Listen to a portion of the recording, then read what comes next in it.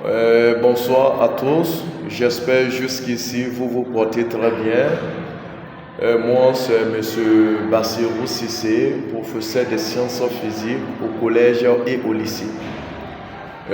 Aujourd'hui je vous parle des défis et des stratégies pour créer un environnement d'apprentissage inclusif.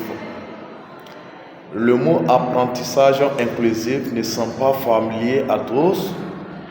Pour cela, il faut comprendre par l'apprentissage inclusif une approche pédagogique qui vise à garantir que tous les élèves, quelles que soient les origines, les capacités, les besoins, puissent en prendre ensemble dans un environnement respectueux et équitable.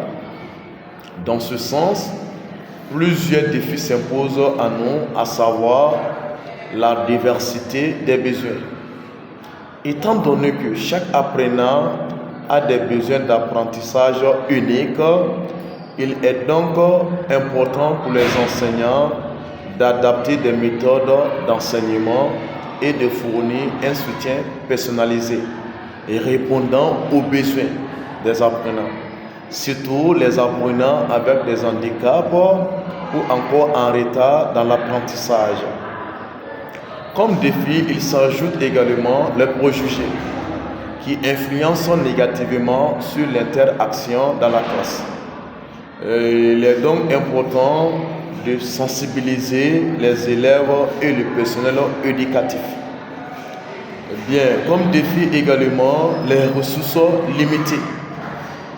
Il peut s'avérer que les enseignants ne sont pas suffisamment formés pour répondre à la diversité des besoins. Bien, ainsi que les matériels didactiques. Bien, donc là, ici, en quelque sorte, ces trois parties peuvent répondre aux défis pour créer un environnement d'apprentissage inclusif.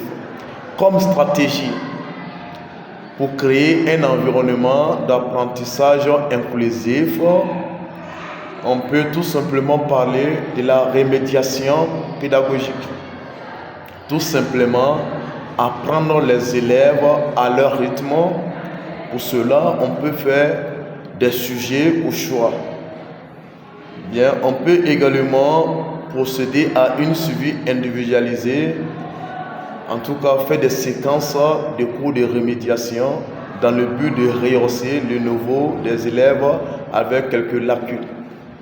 On peut aussi tout simplement comme stratégie procéder à une collaboration entre les personnels éducatifs.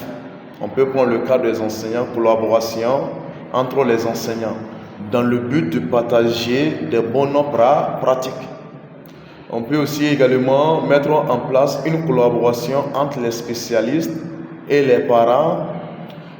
Pour cela, on peut mettre un agenda en place qui constituera à répondre aux besoins ou encore discuter sur les besoins des apprenants.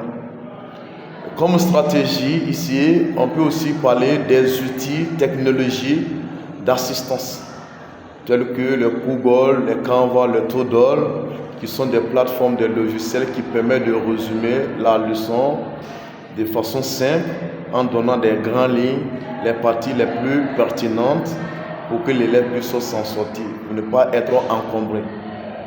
Bien, je vous disais que c'est M. Bassirou Cissé, professeur de sciences physiques au collège et au lycée. Sur ce, je vous remercie.